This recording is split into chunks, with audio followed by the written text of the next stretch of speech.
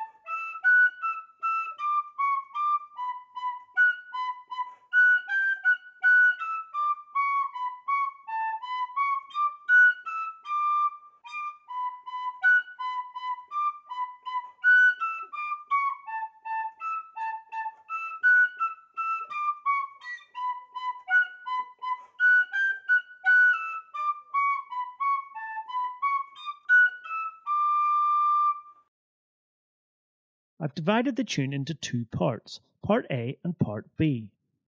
Each part has 4 phrases. I'll play each phrase slowly, highlighting the notes as they're played. A few tips before we begin. You'll notice small horizontal lines next to some of the whistle tabs. These lines show note duration. The longer the lines, the longer you hold the note. Some tabs also have a plus sign below them. This means the note is played in a higher octave. To reach that octave, blow a little harder. Most notes keep the same fingering position in the higher octave, but one exception is the high D. It often helps to lift your finger from hole 1 to make the note sound clearer. Let's begin by taking a look at part A, phrase 1.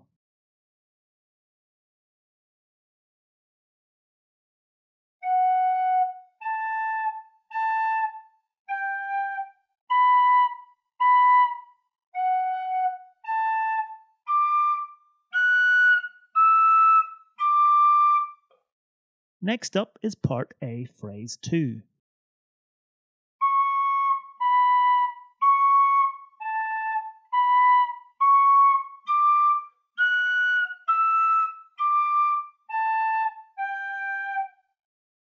This is part A, phrase 3.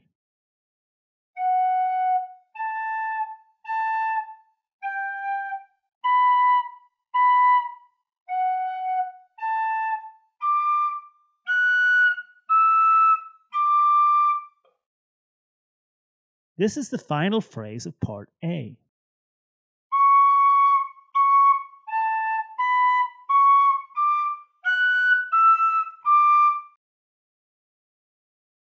This is the first phrase of part B.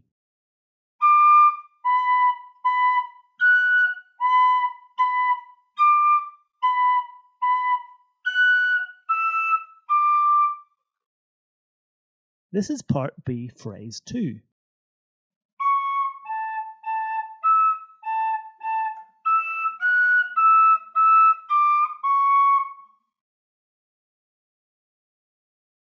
Next up is part B, phrase 3.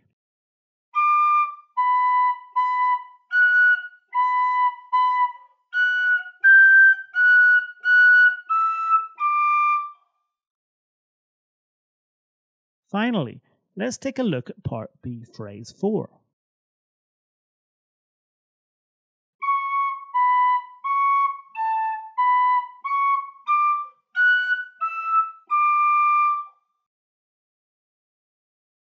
Now you can have a go at playing the whole tune.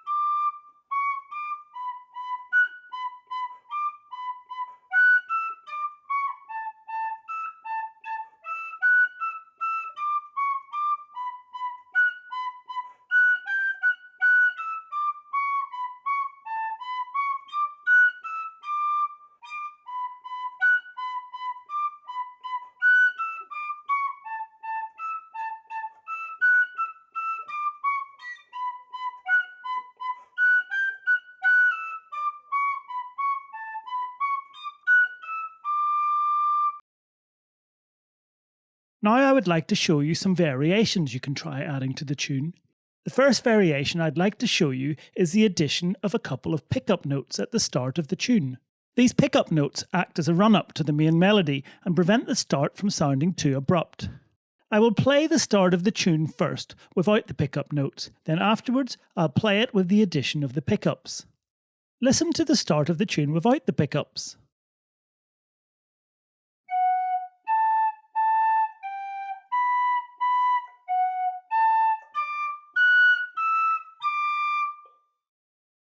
Listen to the start of the tune with the pickups.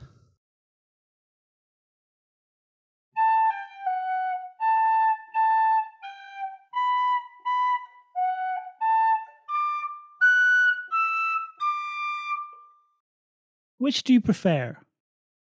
You may have noticed when we played the full tune earlier, there was a single pickup note at the end of part A. When repeating part A, this pickup note was the note A. When going from part A to part B, the pickup was a note C. As we use the pickup notes A and G to start the tune, for consistency we could also use A and G to lead back into the second play of part A. Let's try this now.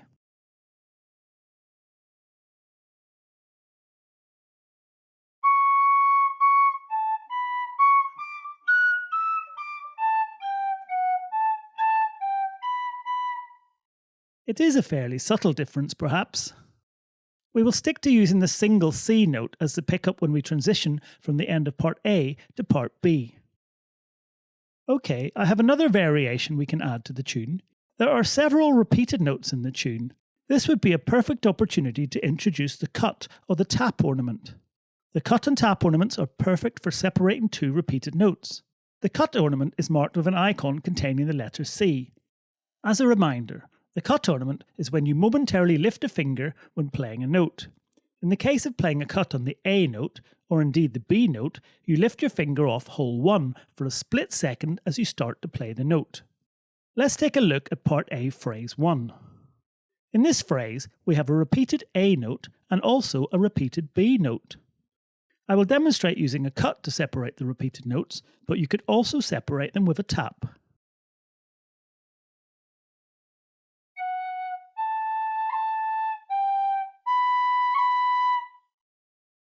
Try adding cuts or taps to other repeated notes in the tune. The cut example we looked at used the cut to separate two repeated notes. The cut can also be used to emphasise the rhythm of a tune. Have a look at part A phrase 2.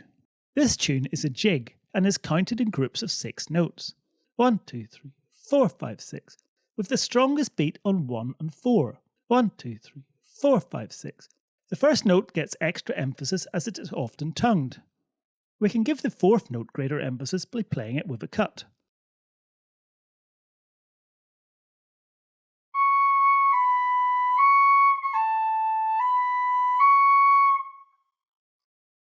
The final ornament I'd like to show you is what I'm calling a mid-note cut.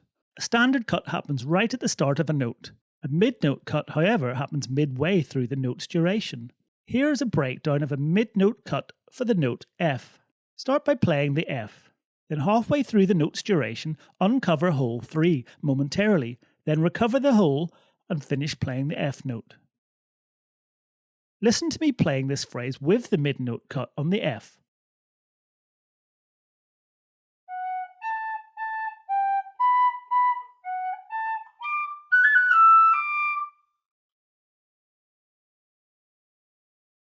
There are several places in this tune where you could play a mid-note cut on the F. Let's listen to each of the phrases with the ornaments and pickups.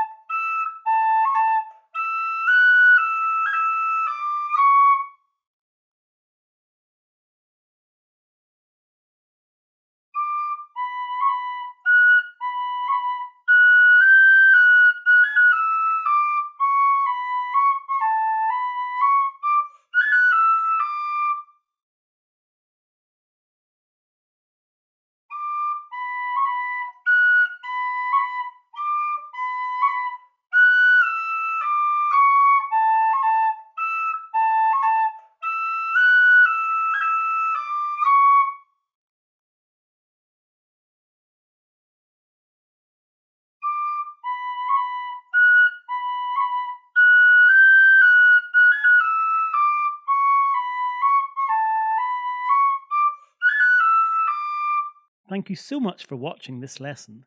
If you found it helpful, I'd be really happy if you gave it a like. Happy whistling!